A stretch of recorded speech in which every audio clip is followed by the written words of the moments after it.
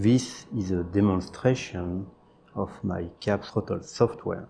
This allows us to control these digital model trains using the smartphone connected to GMRI on the computer here.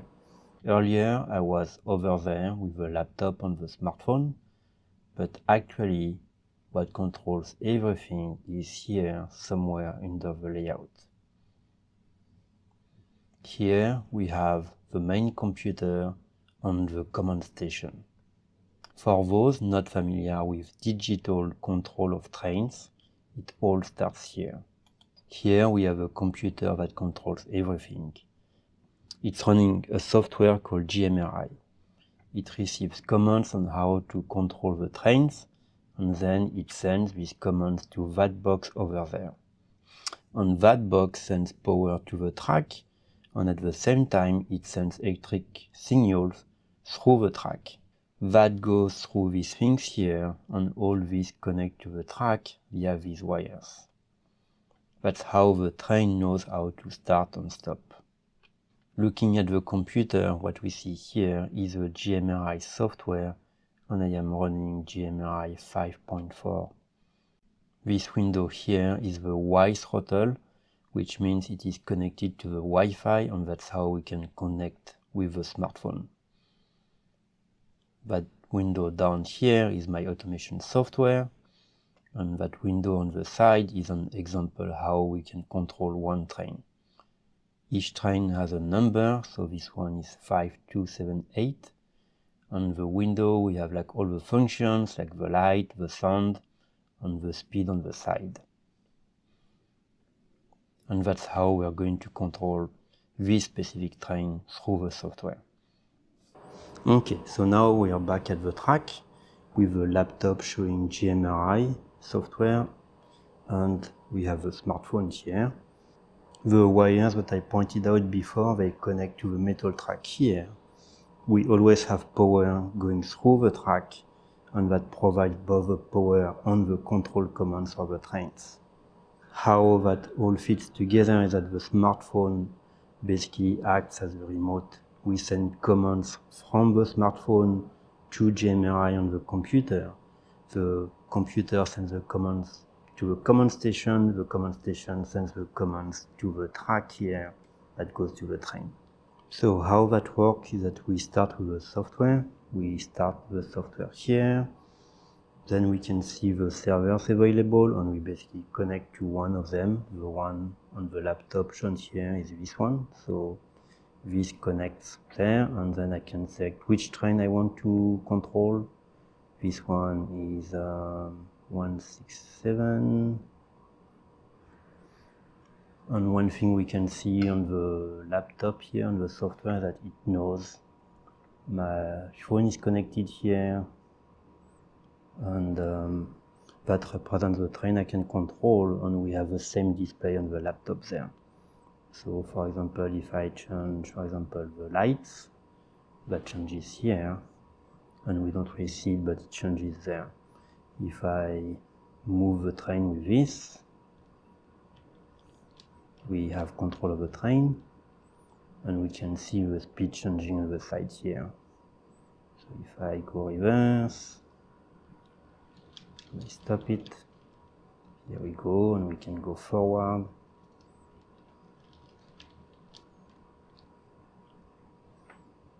We also have other functions we can use.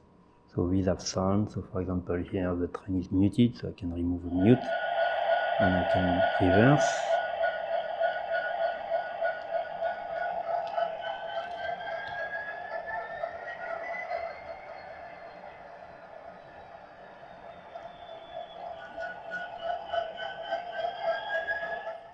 So the interesting thing here is that the cell phone is really just sending commands to the computer, and the computer is the one sending the commands to the train.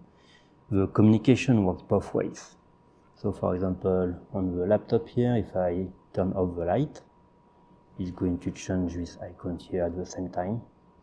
And if I set the speed to something, it's going to change here when I set it. And if I go reverse, and then I can go idle to stop it.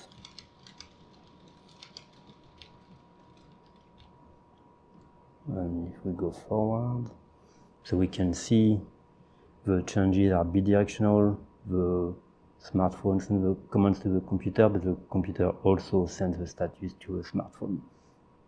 The other important thing is that we can control as many trains as we want. So I can go here, add another train. The other one back there is 722, so we can do this. And now we have two throttles for both trains, and they can both do different things. So let's move that one there. And let's move it that way.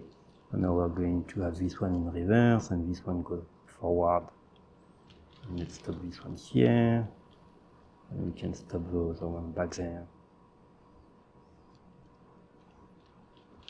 So they are truly independent, and the computer is the one doing all the work. When we don't want to control anymore the train, we can just remove it with a little trash icon here, and we are done, and we can always add it back. It remembers the current state. So the other important point is that we have what we call in Android a permanent connection. So once we are connected to the computer, first we have this connection status here that tells us we're connected. The health of the connection is good. So if I move and I lose my Wi-Fi, this is going to become red to tell me I should go back to where I have good Wi-Fi. And also, because it's a permanent connection, if I do something else like answer a call or take a picture, for example, if I go here and take a picture, we're still connected while we're doing this. So one thing I can do is I have this notification here. The notification reminds me that the software is connected, and I can tap it to go directly here and control the train. And that's important, for example, if the train is running, then you want to be able to get back to it and have control right away if there's a problem, like you need to stop it in case of emergency or something. Other options I have not shown here is that we have control of track power on some command stations. And then one thing not here is that we can also display turnouts and control the turnouts right from there. And at the end, we close the connection by pressing here, and we certify we want to disconnect, because then we're going to stop being able to control the trains. And the notification is gone because the background service is gone.